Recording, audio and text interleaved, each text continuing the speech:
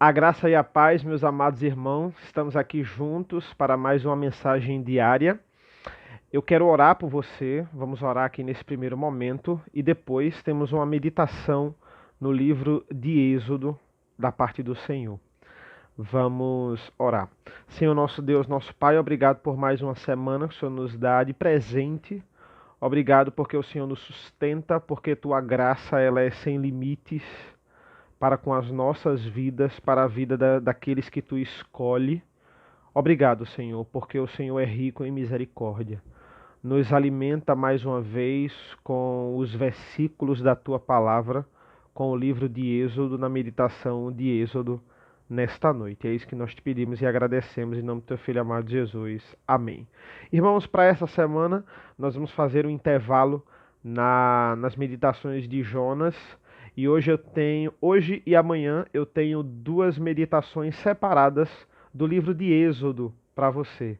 Então eu vou editar, vou jogar aqui agora para você.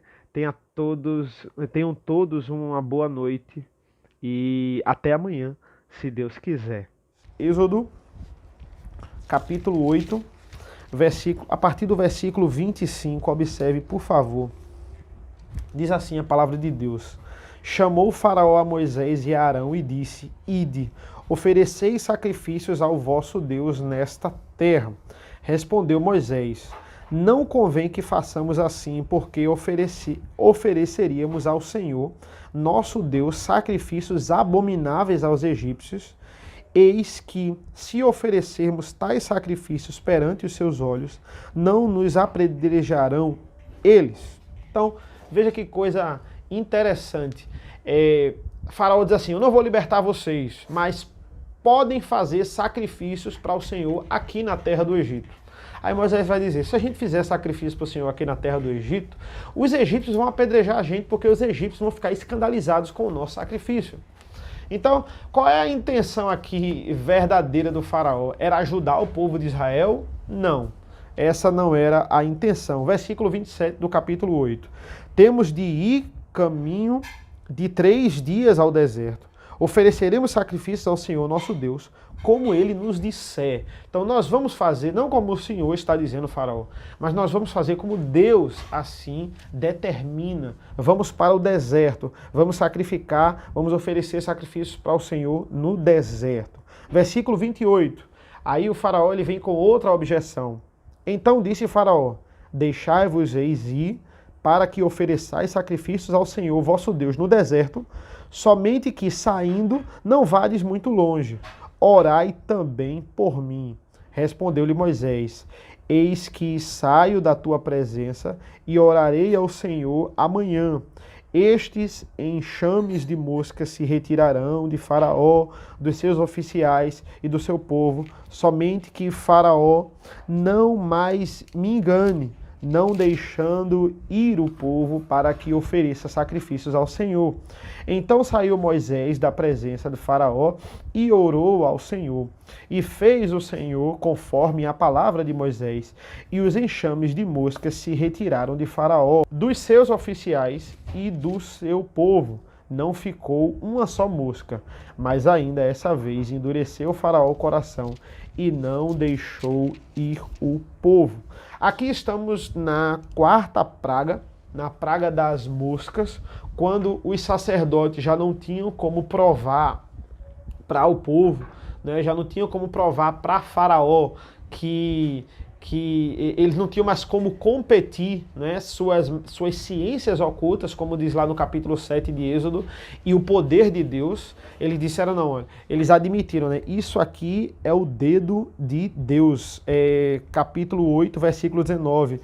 Então disseram os magos a Faraó: isso é o dedo de Deus, porém o coração de Faraó endureceu e não ouviu como o Senhor tinha dito. A partir da quarta praga, Faraó vai começar a negociar com Moisés. Primeiro ele vai dizer assim: não, faça sacrifício ao povo, mas que essa praga das moscas aqui, essa quarta praga, ela saia.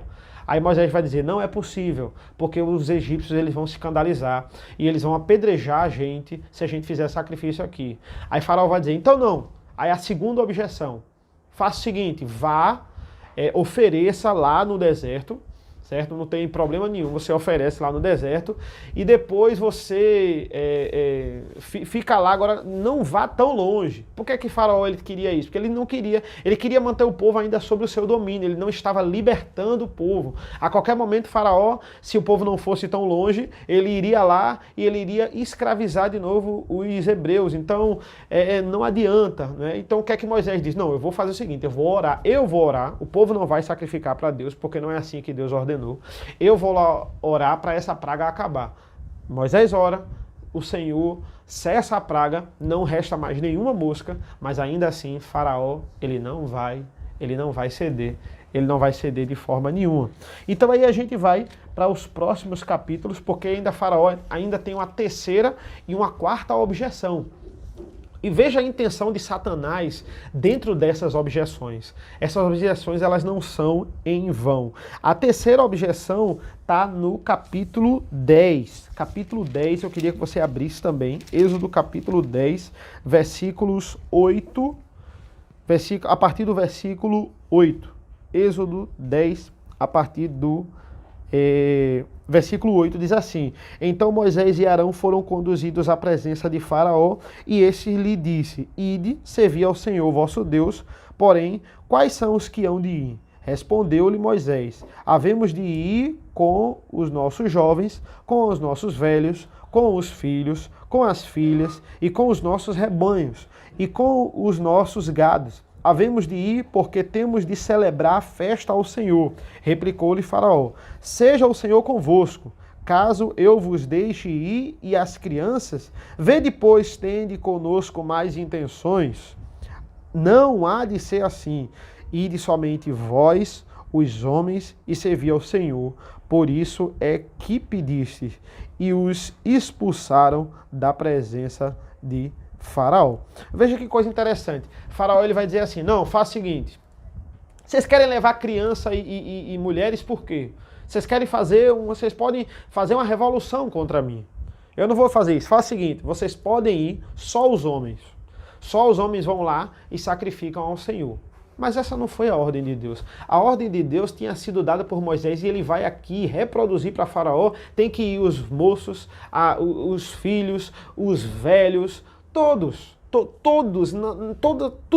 os bens ali que os hebreus tinham e todos os povos de todas as idades, eles tinham que ir, todos eles sacrificar ao Senhor. Essa tinha sido a ordem de Deus. E Faraó ele vem com essa terceira objeção. Não, só vão os homens.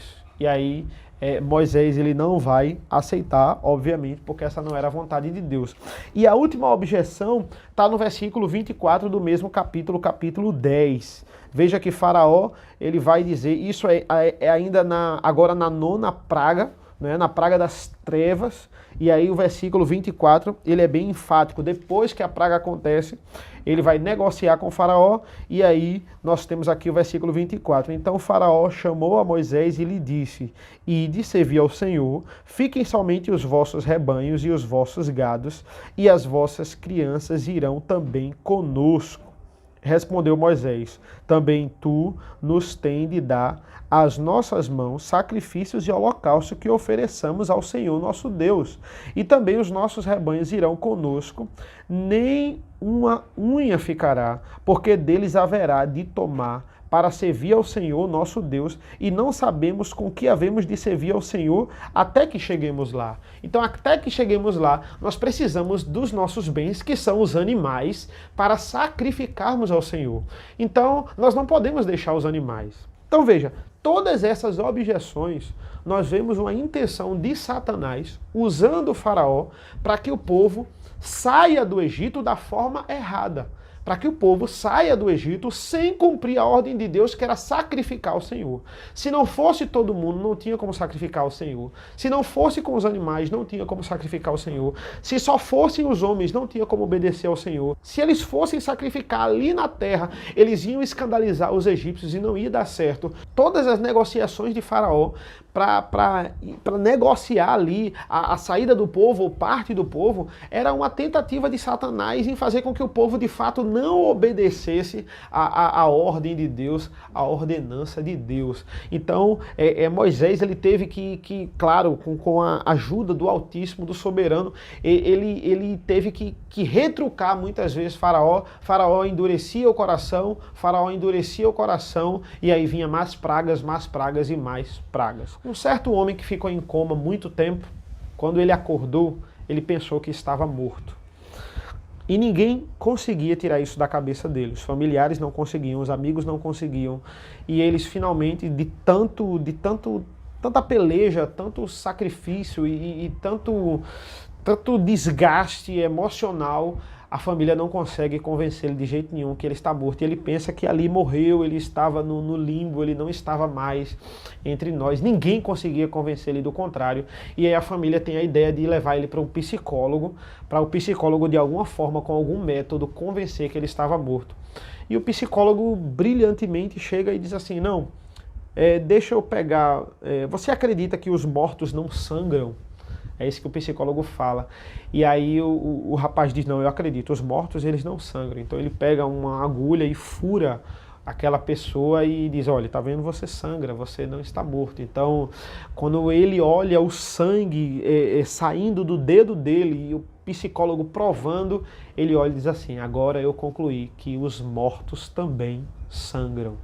Moral da história, de fato, os mortos sangram. Então, assim... Quando você está com ideia na cabeça, só Deus para tirar você dessa fixação. Por mais que a gente venha com argumentos, por mais que a gente venha com evidências bíblicas, só a fé, de fato, para mudar o coração de um ateu que não acredita em Deus. Irmãos, Deus ele não precisou enviar nenhum anjo, nenhum exército para acabar com o exército de Faraó. Deus não precisou armar os hebreus para lutar contra os exércitos do Faraó. Não. Ele só fechou o mar. Ele fechou o mar e ele acabou com o exército do Faraó. No Império Assírio, no exército assírio, Deus só mandou um anjo. E um anjo, ele acabou com todo o exército assírio. Imagina o que Deus faria com todo o seu exército de anjos. Esse é o poder de Deus. Não tem como competir. Não dá para competir.